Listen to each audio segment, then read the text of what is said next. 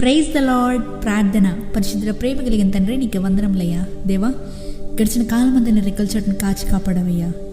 ఎన్నో రకాల పోరాటాలు వచ్చినప్పటికీ నీవే నీ రెక్కల చోటు మమ్మల్ని కప్పోదేవా. కోట్లాది వందనములు తండ్రి.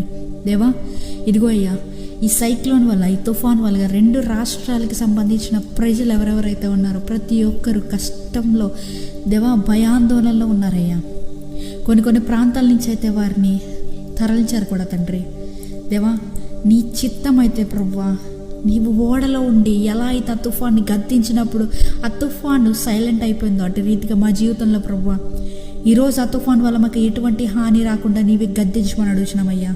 ఈ మోంతా తుఫాను వల్ల ఎవరికి కూడా ఏ రకమైన హాని కలగకుండా సహాయం చేయ్యా. అనుకున్న రీతిగా దాన్ని తీరం దాటించమని అడుగుతున్నాం ప్రభువా.